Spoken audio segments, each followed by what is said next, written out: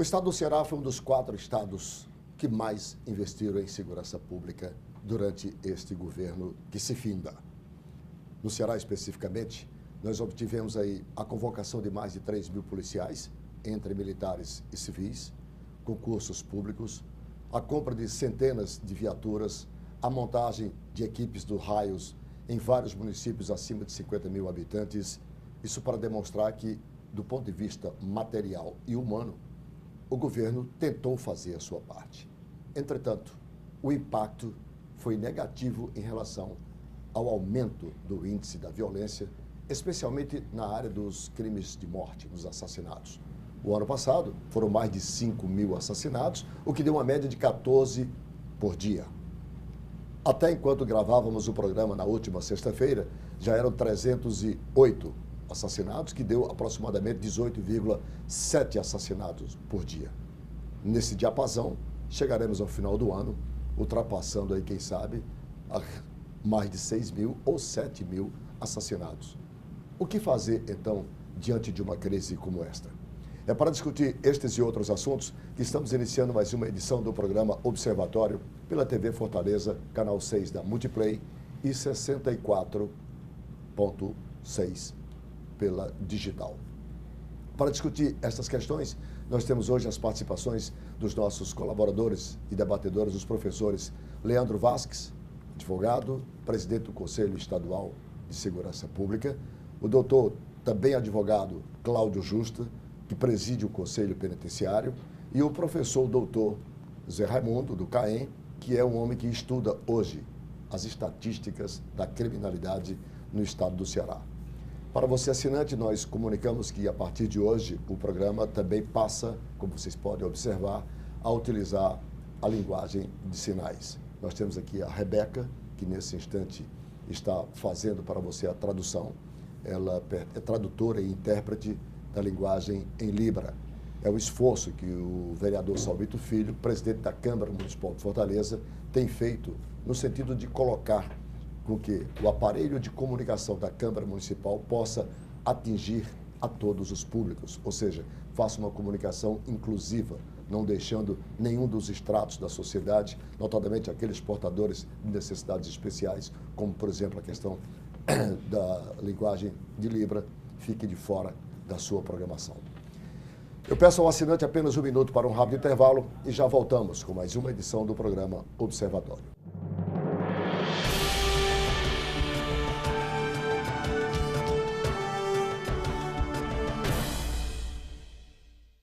A Câmara Municipal de Fortaleza não para de trabalhar pela população da nossa cidade. E para que você fique sempre por dentro do nosso dia a dia, temos vários canais de comunicação. Confira o que acontece na Câmara pelo site e pelas nossas redes sociais, como Facebook, Instagram, YouTube, TV Fortaleza e Rádio Fortaleza. Acesse, comente, assista, participe. A casa é sua também. Câmara e você, juntos construindo uma Fortaleza melhor.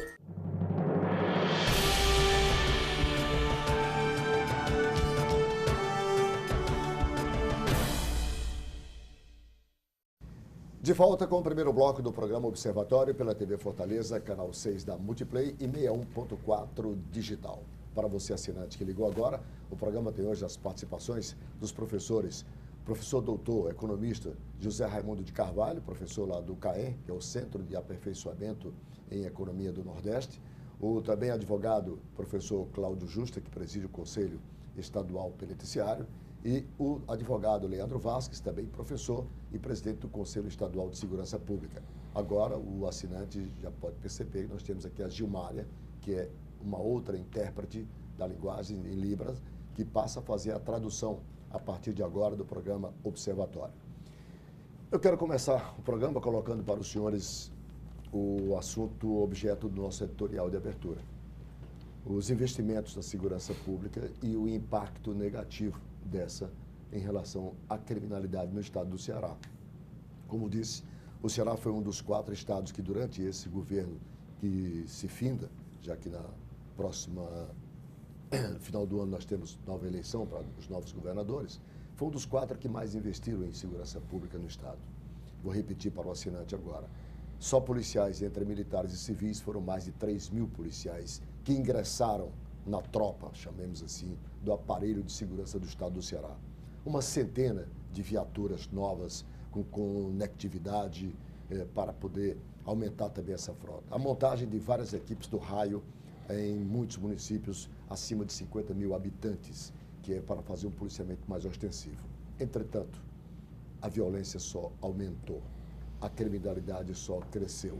Foram 14 assassinatos por dia durante o ano 2017 e quando gravávamos este programa já estávamos em 18,7, me falha a memória, 308 assassinatos até o dia em que gravávamos, em menos de 20 dias desse mês. Nessa proporção, nós chegaremos a 7.000 assassinatos no final do ano e ultrapassaremos os 20 por dia. É inadmissível. Isso é o que se pode chamar de um estado de emergência nesse instante.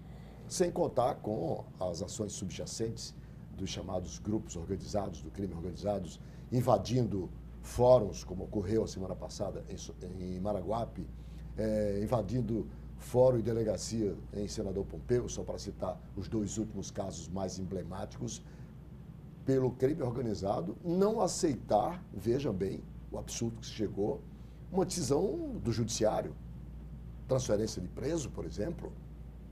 Isso é absurdo. Isso é a falência, não tem outra definição do sistema. Chegou-se a uma proporção tão grande que o Conselho Estadual de Segurança Pública, que é constitucional, inclusive, chegou a cogitar o pedido de intervenção, né, no estado do Ceará, embora tenha sido refletido e se buscou uma solução mais, digamos, menos radical. Adiou-se, portanto, essa votação ou não do pedido de intervenção, enquanto o secretário de Segurança não apresenta ao próprio Conselho, foi dado a ele 2 datas, um plano de segurança pública, para que a sociedade cearense conheça e saiba o que está sendo feito e pensado no sentido de se coibir essa violência. Professor Leandro, bom dia. Aliás, muito obrigado pela sua participação. Coloque para o nosso assinante as razões do pedido, da intenção de pedir a intervenção no estado do Ceará e se os fatos aqui colocados são realmente, exigem realmente uma decisão tão radical como essa. Pois não, Arnaldo. Primeiro, o privilégio de voltar aqui, à bancada do seu programa e a sua legião de telespectadores. Satisfação debater aqui com o professor, colega Cláudio Justa, professor Zé Raimundo Carvalho. De fato, o que embalou, o que movimentou o Conselho de Segurança a debater essa hipótese foi uma propositura minha própria. O Conselho Estadual de Segurança Pública é um órgão vinculado ao próprio gabinete do governador e é composto por uma pleiade de representações, né, do Ministério Público, da OAB, da própria Polícia Civil, Militar, Corpo de Bombeiros, enfim, Arquidiocese de Fortaleza, etc. Esse cenário belicoso, né, praticamente, apocalíptico, realmente me inspirou a sugestionar o Conselho dele debater acerca disso. Não seria a proposta de uma intervenção meramente graciosa, né, injustificada. Até porque o artigo 34 da Constituição Federal prevê as hipóteses de intervenção, dentre elas, né, a de quando há um grave comprometimento da ordem pública. Então, como é indisfarçável que está havendo realmente um comprometimento da ordem pública, nós submetemos à apreciação do Conselho isso. O Conselho achou por bem, achou mais sensato, mais sereno, oportunizar o secretário de Segurança que venha, como você bem pontuou, ao Conselho apresentar uma proposta. O secretário até agora ainda não respondeu o ofício, estamos aguardando que sim.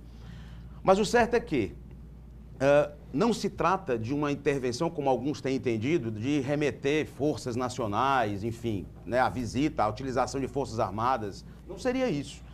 Seria, na verdade, a previsão da Constituição possibilita que o presidente da República, uma vez provocado, desde que haja justificativa razoável, ele decreta o afastamento do governador de uma maneira transitória, temporária, para que o interventor que seja nomeado possa adotar medidas de força, medidas até mesmo antipáticas, muitas vezes, mas para tentar conter essa hemorragia, esse descontrole. Após superada esse contexto, naturalmente o governador retorna ao assento.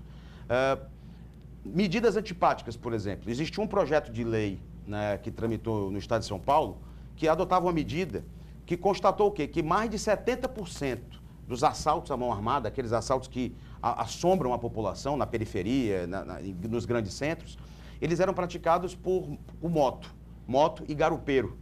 Então, o que se tentou realizar, disciplinou durante aquele período, durante determinado período, que o indivíduo não poderia mais se valer de garupeiro de moto, e se tiver uma motocicleta, ele teria que ter um cadastro e usar uma bata numerada, que teria o número da placa e um número específico. Isso durante um determinado período.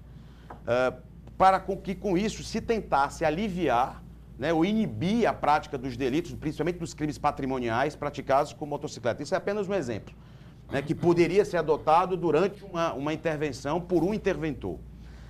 O certo é que algumas medidas, de fato, acabam sendo um pouco antipáticas, mas elas são inadiáveis dentro de algum contexto.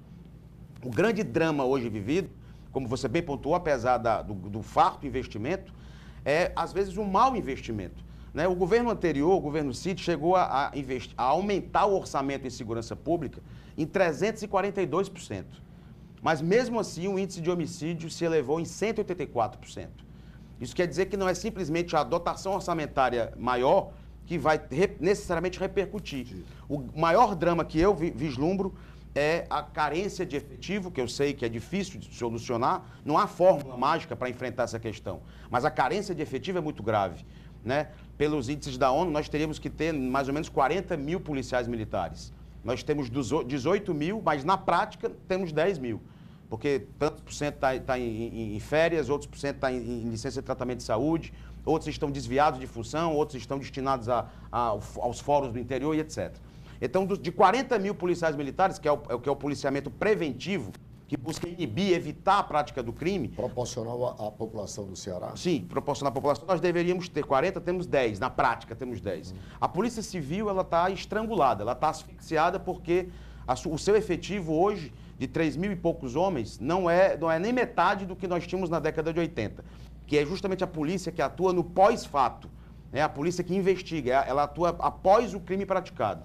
E com isso nós temos, logicamente, um comprometimento grave de todo o sistema de justiça criminal, que obviamente vai desaguar no outro drama, que é a questão prisional, que, pelo incrível que pareça, no material, nos fascículos que o governo do Estado distribuiu no dia 1º de dezembro, lá no centro de eventos, não há uma linha sequer sobre a questão prisional nesse conteúdo, né? Nem sobre questões tecnológicas, enfim, sobre projetos, enfim. Então, de fato, nós percebemos que não há um plano e é como se nós estivéssemos à deriva. Bom, e os índices aumentando. Como nós estamos aqui com a participação do Dr. Cláudio Justa, que preside exatamente o Conselho Penitenciário, diante da reflexão feita pelo Dr. Leandro Vasques, o Cláudio, se houve investimento em pessoal, em material, em armamento, em munição, e os índices de violência só aumentaram, nós estamos diante de um caso de gestão, de má gestão, seria isto? Da estrutura de segurança? Por certo. Né? Primeiro é um prazer estar aqui no seu programa e parabenizo, inclusive, a casa pela a pauta, né? Essa temática urgente, importante, e também, inclusive, por essa novidade aí de Libras, que é um mecanismo de inclusão e de comunicação mais eficaz para aqueles que são deficientes, né, o Conselho Penitenciário conhece bem a realidade penitenciária no sentido de que existe uma negligência histórica, né, tanto do ponto de vista orçamentário, como de ações efetivas, né, para não só a ampliação quantitativa do sistema, mas qualitativa, de como lidar com esse período. Então, é um sistema que estava despreparado, completamente despreparado para essa escalada, essa vinda das facções criminosas, que entrou no sistema penitenciário cearense de forma insidiosa, mas que foi galopante. Estamos diante, sim, de dois fatores. O governo não gastou tanto com segurança pública, mas ele não gastou o mesmo com o sistema penitenciário. A dotação orçamentária da pasta penitenciária permaneceu a mesma, né? Não obstante o deslocamento extraordinário de alguns recursos para sanar, para o saneamento da quebradeira, né, das grandes rebeliões de 2016. Então, nós não temos efetivamente um investimento qualitativo no sistema penitenciário. As ações, elas são reativas, né? Nós tivemos aí a necessidade de fazer, o Estado teve que dividir as facções criminosas, o sistema penitenciário hoje ele é fatiado por facções criminosas, justamente para evitar o derramamento de sangue. Por que se evita o derramamento de sangue? Seria o efeito que ocorreu no Amazonas. Porque o Estado não tem condições de manter a vida, ou seja, não tem essa condição mínima de manter a vida do custodiado. Garantir a integridade do custodiado. Isso. Então, nós temos uma superlotação carcerária que hoje beira 100% em quase todas as unidades do Estado do Ceará. Não estou falando de uma ou outra, quase todas as unidades do Estado do Ceará. E essas unidades faccionadas, ou seja, sob um comando hierarquizado de facções criminosas. O aporte de agente penitenciário é o mesmo de 5 anos atrás, praticamente. Nós agora fizemos um concurso, vai ter um ingresso de 1.000, mas absolutamente não vai alterar o quadro de vulnerabilidade, né, que hoje ocorre nas unidades. Por quê? Porque o agente penitenciário hoje ele não tem como nem mesmo acessar as vivências, porque como você tem um volume muito grande de presos, eles estão soltos nas vivências, você não pode confiná-los dentro de cela, né? Seria até um ato atentatório à dignidade da pessoa humana. E também geraria ainda maior tensão se eles ficam soltos. Qualquer turbulência gera uma tomada da unidade. Então, a situação hoje de segurança pública retroalimenta a crise prisional, que por sua vez é histórica, né? É estrutural, é histórica, e que não teve grande avanço nesse governo. Professor José Raimundo de Carvalho, como professor de economia, durante algum tempo, o senhor esteve trabalhando, digamos, na parte administrativa do sistema de segurança pública no Estado, elaborando exatamente as estatísticas das ocorrências e formulando, quer dizer, políticas para que pudessem ser executadas, objetivando reduzir essas estatísticas como essas, por exemplo, dos crimes de morte, que são os mais graves contra a pessoa humana, né? Na sua percepção, o quadro que nós estamos hoje vivenciando no Ceará justifica, portanto, essa preocupação do Conselho Estadual de Segurança aqui colocado pelo doutor Leandro em relação a uma medida mais enérgica, mais drástica como essa de intervenção do Estado para se estancar o que ele chamou com muita propriedade de hemorragia do crime? Bom, obrigado, Arnaldo, aqui pelo convite. Eu queria saudar aqui não só o Leandro como o Cláudio. É uma honra estar aqui falando, principalmente numa situação como essa. É evidente que, indo direto ao ponto, o Estado perdeu o controle, não só da sua segurança pública, como também da questão penitenciária, tá certo? Que exatamente nos colocaram nessa crise histórica. Eu estive na Secretaria de Segurança Pública, né? Deixei um pouco a questão universitária, na verdade deixei parcialmente, eu continuei na universidade, mas fui lá, passei de 2009 a 2013 e desenvolvi e construí a célula de análise estatística criminal. Então, realmente, eu mergulhei nos problemas de segurança pública. É muito importante, para a gente entender o que está acontecendo, desmistificar duas coisas. Primeiro, o Estado atual, pelo menos, desculpe, o governo atual, pelo menos em 2015 e 2016, per capita, que é o que importa, ou seja, gasto per capita em segurança pública, ele gastou menos do que o governo do Cid Gomes, tá certo? Ele gastou menos, pode ter gasto mais, mas per capita, que é o que realmente importa, ele gastou menos.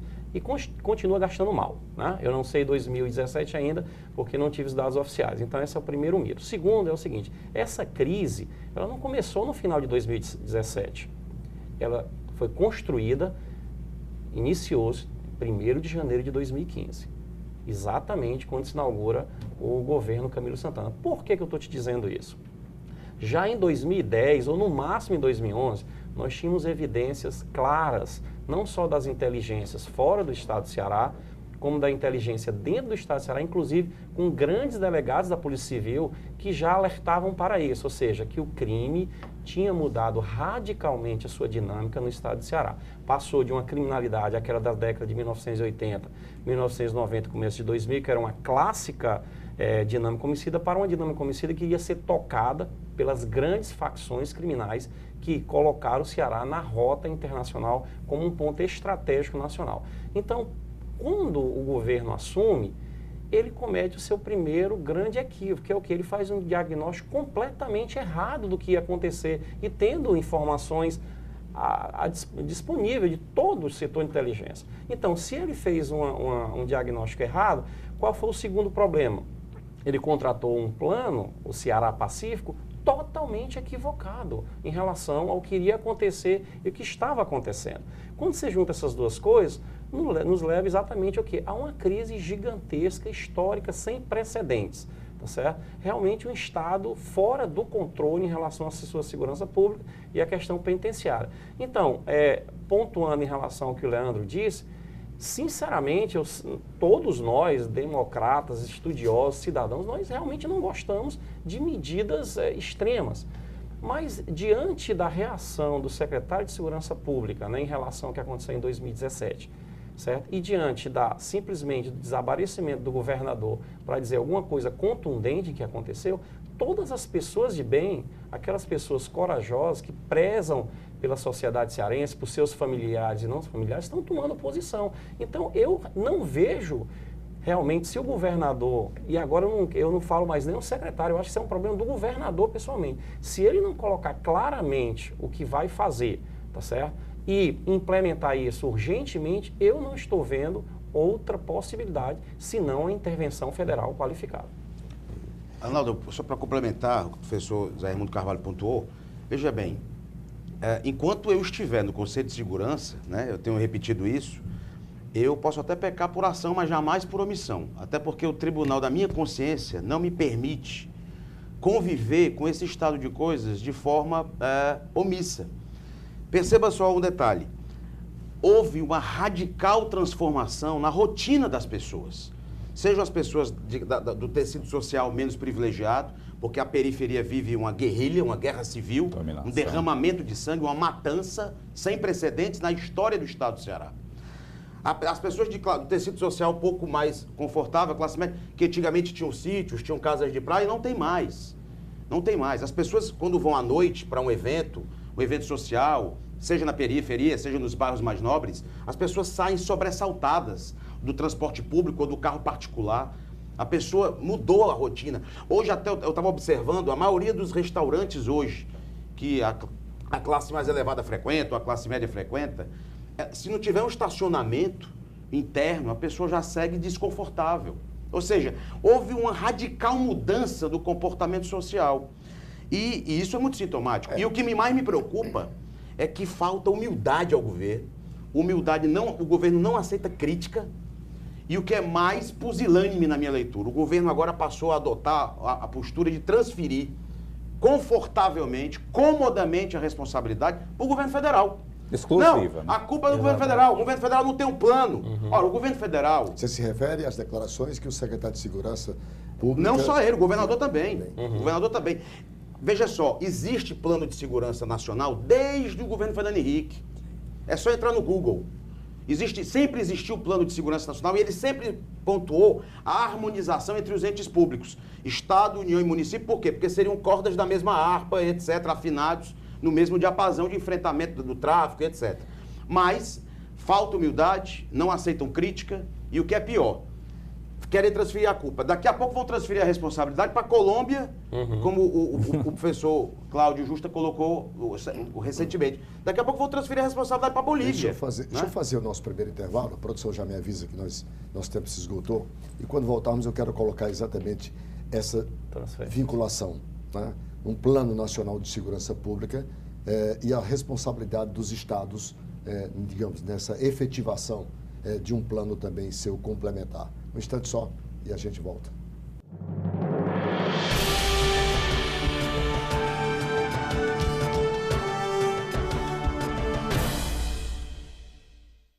A Câmara Municipal de Fortaleza não para de trabalhar pela população da nossa cidade. E para que você fique sempre por dentro do nosso dia a dia, temos vários canais de comunicação. Confira o que acontece na Câmara pelo site e pelas nossas redes sociais, como Facebook, Instagram, YouTube, TV Fortaleza e Rádio Fortaleza.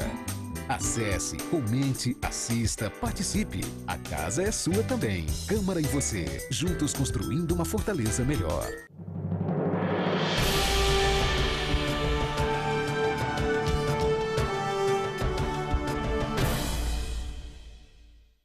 Estamos de volta com o segundo bloco do programa Observatório pela TV Fortaleza, canal 6 da Multiplay e 61.4 digital. Para você assinante que ligou agora, o programa tem hoje as participações dos nossos debatedores e colaboradores, os professores José Raimundo de Carvalho, Cláudio Justa, que preside o Conselho Penitenciário, e Leandro Vasques, que preside o Conselho Estadual de Segurança Pública. Nós encerramos discutindo a questão da transferência